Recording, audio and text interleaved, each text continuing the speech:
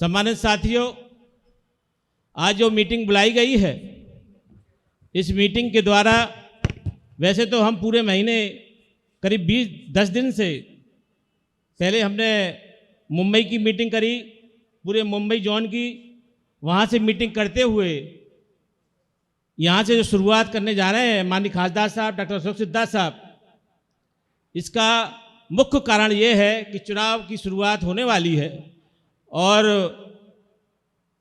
नागपुर एक ऐसा शहर है महाराष्ट्र का, जिसे राजधानी भी कह सकते हैं। यहाँ पर महापुरुषों का जन्म हुआ। परम पूज्य बाबा साहब ने यहाँ बौद्ध धर्म की दीक्षा ली।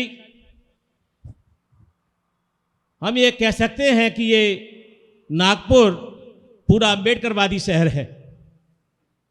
लेकिन सम्मानित साथियों, कल एक पत्रकार बंधु ने हमसे पूछा कि साहब, यहाँ पर तो पहले कभी रिजल्ट नहीं आया और कई स्टेटों में रिजल्ट आ चुका है।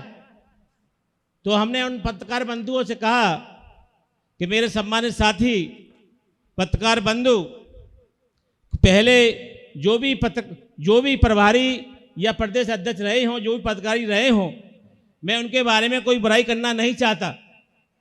लेकिन अब हमारे बीच में डॉक्टर अशोक सिद्धार्थ हमारे बीच में है, तो रिजल्ट जरूर आएगा, जरूर आएगा रिजल्ट। क्योंकि कई प्रदेशों में जहां जहां साहब को लगाया गया, वहां वहां रिजल्ट आया। और आपने कल परसों देखा होगा कि आदरणीय आकाश आनंद जी की एक मीटिंग तमिलनाडु में हुई, देश की सबसे बड़ी मीटिंग हुई। तो साहब से कल चर्चा हुई उस मीटिंग के बारे में। तो साहब बोले कि क्या आप लोग, महाराष्ट्र के लोग, उससे बड़ी मीटिंग करा पाओगे? सम्मानित साथी, क्षमा चाहता हूं, मैंने आप लोगों से नहीं पूछा, लेकिन आपके जोश और होश को देखते हुए मैंने माननीय खासदार साहब से वादा कर लिया और प्रदेश अध्यक्ष जी ने, हम दोनों ने मिलकर, और सुनील डोंगरे जी ने, कि हम तमिलनाडु से बड़ी मीटिंग महाराष्ट्र के अंदर करके दिखाएंगे, अगर आप लोगों का सहयोग रहा तो। लेकिन सम्मानित साथियों, अभी मेरा छोटा भाई अमित बता रहे थे कि बैलेंस ऑफ पावर शेयर में होती है। तो मैं अपने छोटे भाई को ये बताना चाहता हूं कि परम पूज्य बाबा साहब शेर के कभी समर्थक नहीं रहे, क्योंकि शेर जानवर खाता है, वो शिकार करता है, वो मनुष्यों को भी खा सकता है, कभी उसके समर्थक नहीं रहे।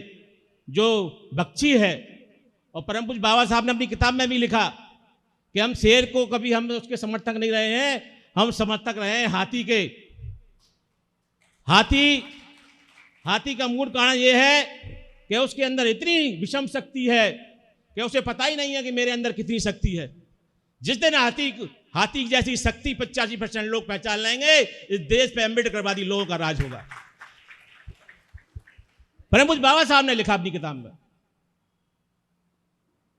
मेरा आप लोगों से यही निवेदन है कि SC, ST, OBC माइनॉरिटी के लोग, ब्राह्मण, क्षत्रिय, वैश्य समाज के गरीब लोग, आप सभी लोग जो दुखी परेशान हैं, शोषित हैं, आप सभी लोग जिस दिन एक मंच पर आ जाएंगे, उस दिन डॉक्टर अम्बेडकरवादी विचारधारा इस देश में फैल जाएगी। लेकिन आप लोगों को भाईचारा बनाना पड़ेगा। माननीय काशीराम साहब ने कहा था कि सामाजिक परिवर्तन करना है इस देश के अंदर हमें। जो इस देश में गरीब लोग हैं, मजलूम लोग हैं, शोषित लोग हैं, पीड़ित लोग हैं, अगर आप लोग रोटी और बेटी का संपर्क ना बना पाए, तो कम से कम इस देश की सत्ता की चाबी प्राप्त करने के लिए और अपने दर्दों को दूर करने के लिए वोट का तो सम्मान आप लोगों बना सकते हैं, संबंध बना सकते हैं। लेकिन हम लोग आपस में टांग खिंचाई करते हैं।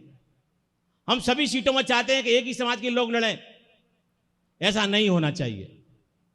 अगर आप लोग महापौर बनाना चाहते हैं तो मैं आप लोगों से कहता हूं, अगर आप लोगों ने ठान लिया है कि महापौर बनाना है महापौर, आप लोगों को हाथ खड़ा कीजिए।